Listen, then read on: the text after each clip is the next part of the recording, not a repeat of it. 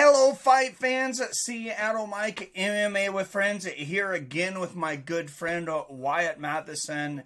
And Wyatt sent me this article on Paulo Costa's very interesting excuse for his loss to Israel Adesanya.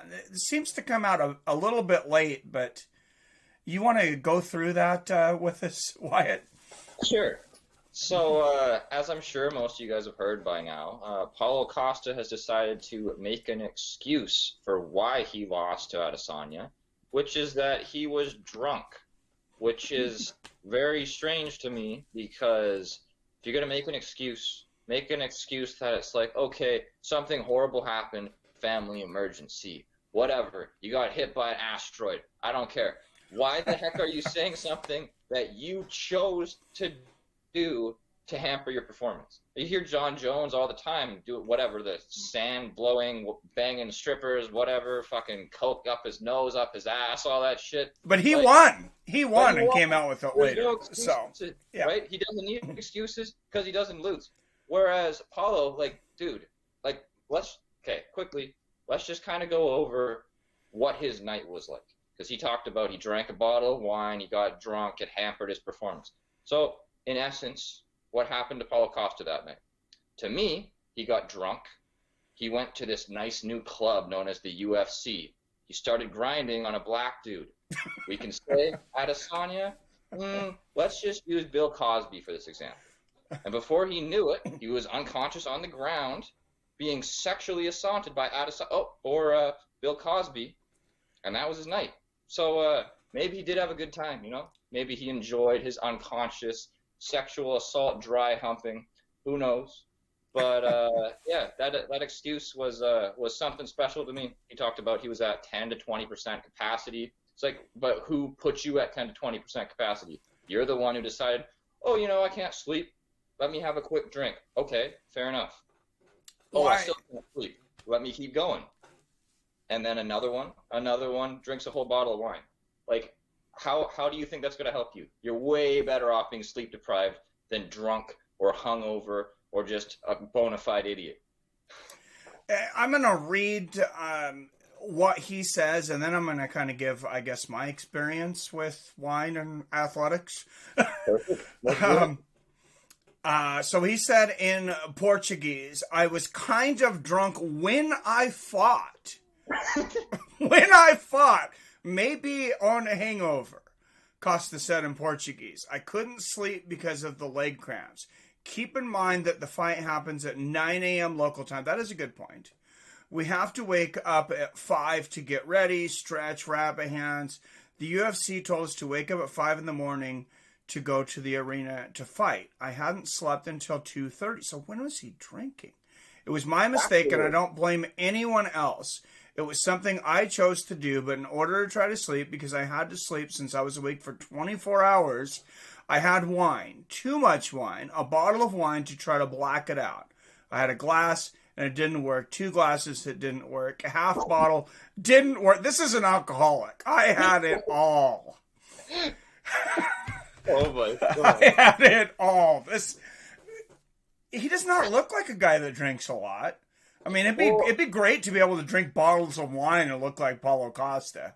See, but leg cramps, okay, maybe it's from getting kicked and stuff, but a big part of that has to be this dude's 80-pound weight cut, right? So maybe instead of having to drink wine, having all these problems, not sleeping for all this time, leg cramps, all this stuff, maybe you just go up a weight class.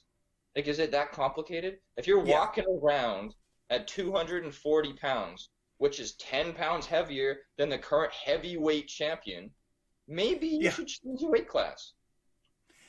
Yeah, and I didn't realize it was so close. I didn't think about the morning thing, but it's like a bottle of wine. That really depends on the wine. But wine is one of the things that doesn't hit me real hard. I've had a bottle of wine. I'll admit, I've had a bottle of wine at 6 o'clock, went to bed at 8, woke up at 2 and went to work. And been just fine. And when I'm 42 years old, I'm older than Paulo. And I had done that athletically and stuff too, you know, when not a couple hours before a competition, but you know, during athletic things and stuff. And sometimes you feel crappy when you get up. Sometimes I would feel like I needed it. I don't know, to be honest, but yeah, I guess it really depends on how much before. But I will tell you 100% one thing: alcohol does not help leg cramps and dehydration. that is not Pedialyte, Paulo.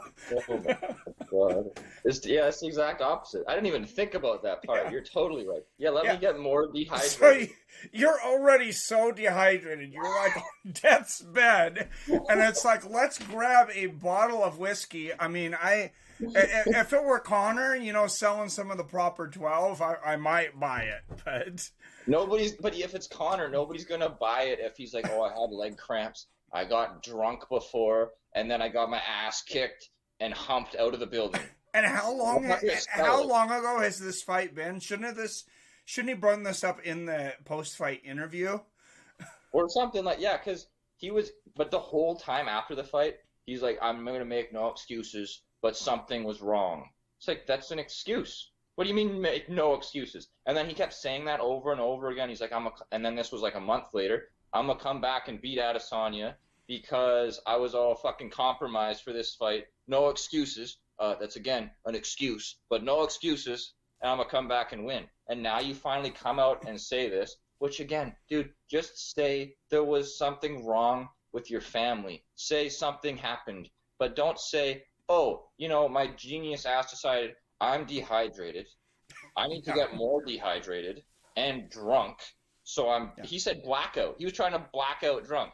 Because I don't care if you had a bottle of wine. If you're blackout drunk hours before the competition. He said he might have been drunk during the fight. Well, I would assume. It seems like that should be a violation. I mean, maybe do we have to start alcohol testing these guys pre-fight now too? It'll make it funnier. Fuck it. Yeah, my opponent, please drink all you can. I will buy you drinks if I'm going to fight somebody. You know, but... Jesus Christ. Yeah. All right. Maybe we should leave it there. Keep the video straight. Yeah, I think so. Just one question for you though. What do you think harmed Paulo Costa's career more? His loss to Israel Adesanya or his explanation of his loss to Israel Adesanya? I mean, I think the double whammy does pretty damn good. I mean, both are just horrible. I think you still got to say the performance is worst. Because, I mean, he didn't do anything. He came forward, and then halfway through, he's like, Romero! That was the most entertaining thing he did the entire fight. He, like, just got his ass beat. He got knocked out after he said that this skinny guy can't hurt me. Like, he just ate all his words. And then afterwards, again, I won't say it again, but, like, he got sexually assaulted in the ring whilst unconscious. Then Adesanya did his, like, Naruto dance with his arms behind his back and running in circles around the ring, started break dancing, went over to Paulo's coach, who's that little dude who's also Henry Cejudo's coach, Captain Alfiero, or whatever the hell his name is.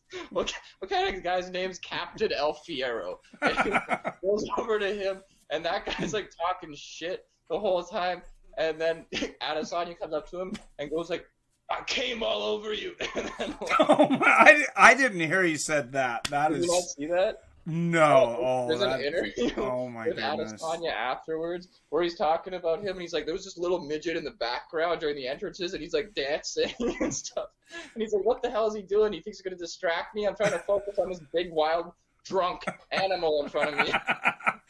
And then this little dude just in the back, like, doing charades, dancing to the music. And then afterwards, he's like, yeah, so I just had to go come on him. Adesanya says some weird shit sometimes. Yeah, he does. Oh, man.